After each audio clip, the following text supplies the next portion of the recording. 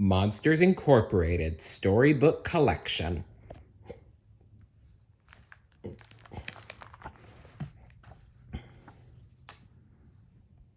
Parade Day Dash.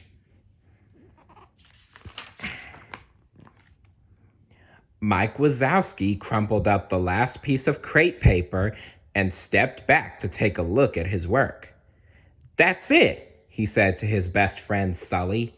"It's perfect." Sulley hopped up on the parade float they'd been building all day. It was decorated with balloons and streamers and had a row of doors in the middle, just like on the scare floor. It was the best float Sulley had ever seen. And when he rode it tomorrow, he'd be doing his favorite thing, pretending to scare. Sulley crept up behind one of the doors and threw it open. "Roar!" he roared. Mike put on his best announcer voice. "Introducing the grand monster of this year's Monstropolis Day Parade, Mr. James P. Sullivan." Every year, Monsters Incorporated held a big parade on the day Monstropolis had been discovered. Since Sulley had collected more screams than any other scarer that year, including Randall, he had been asked to lead the parade. It was a huge honor.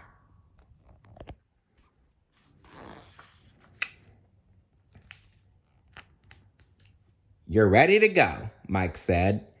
"Tomorrow, we'll hook up my car to the float, and you'll lead the entire parade. All the little monsters will love seeing you pretend to scare." He smiled at his friend. "I think you're going to be the best grand monster in this town's ever seen." Sulley grinned.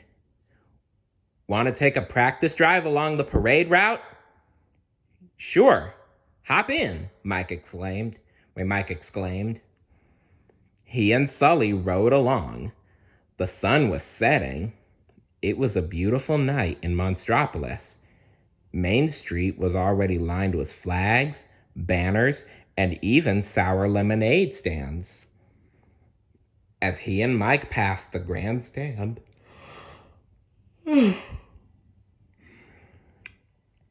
Sulley could see where he would give the signal to start the fireworks at the end of the parade.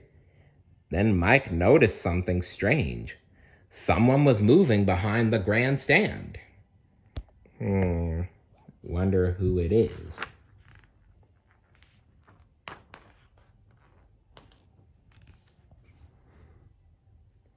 When they'd finished driving along the parade route, Mike drove back to Monsters Incorporated.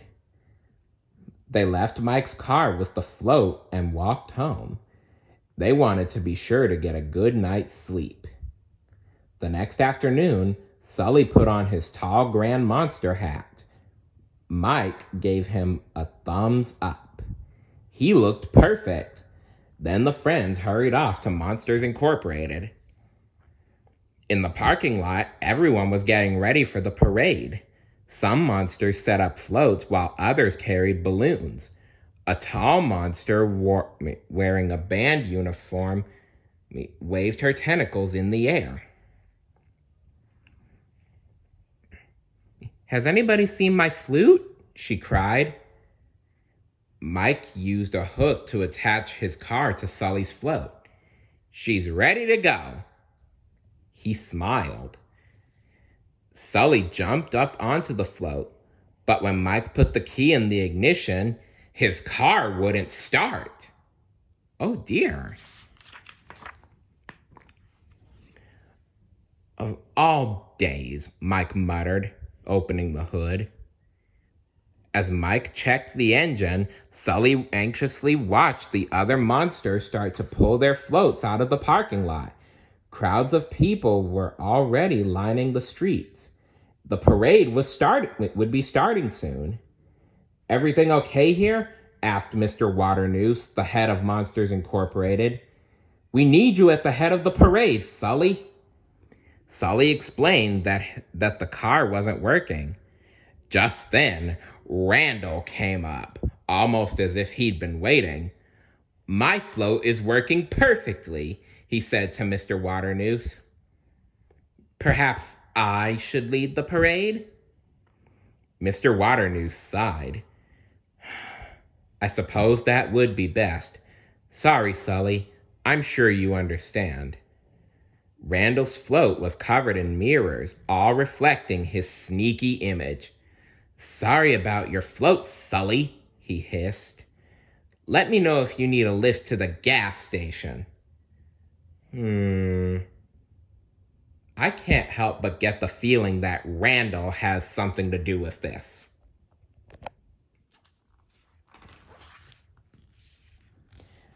That's when Sulley noticed a puddle on the ground next to Mike's car. He sniffed it. It's gas, he said. Mike bent down to look, and he gasped. I can't believe I missed this. It's Randall's footprint. He emptied the tank on purpose. That sneaky reptile. I knew it. I just knew Randall was behind this. Ooh, that Randall really burns me up. Ooh.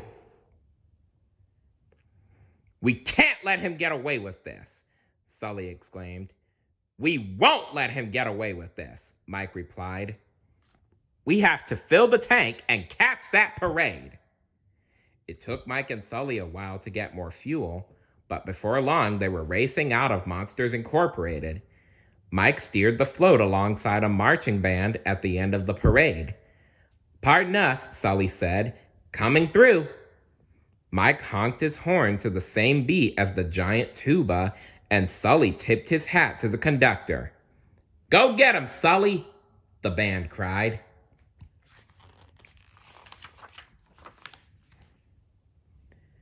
The Monstropolis Day Parade was known for its giant balloons shaped like famous monsters. They hovered over the street, held down by strong ropes to keep them from flying away.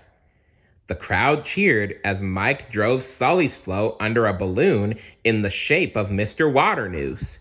He gave the crowd a thumbs up, then sped on. Meanwhile, Sulley showed off some of his best scaring. He jumped out of different doors on the float and roared. The crowd clapped and whistled.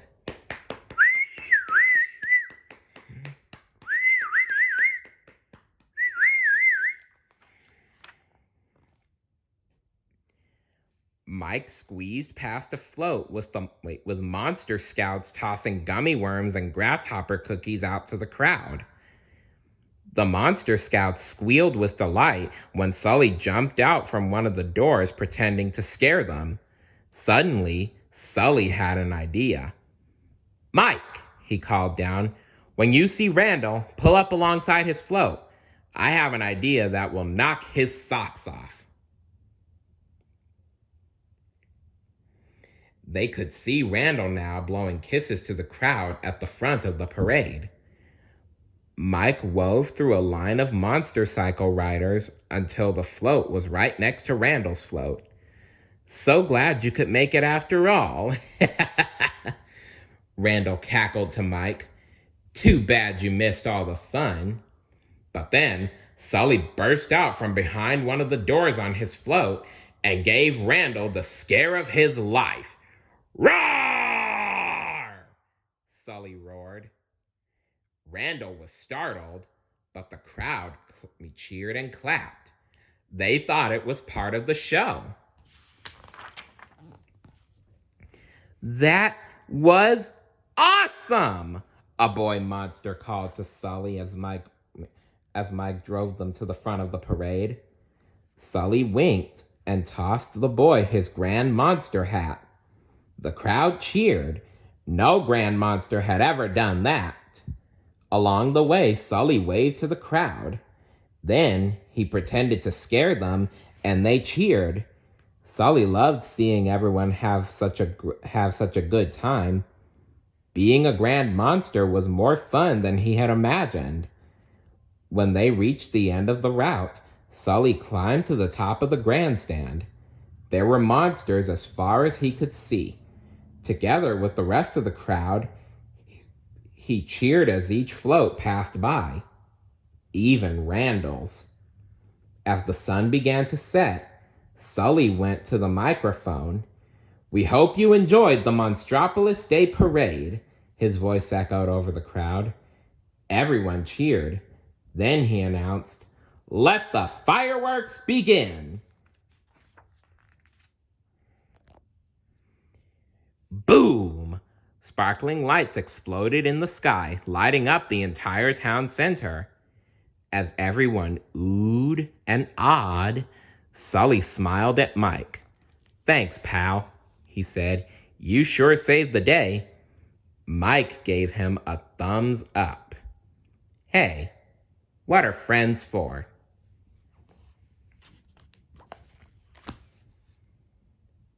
If you had a parade, what would it be like? And what would you do in it?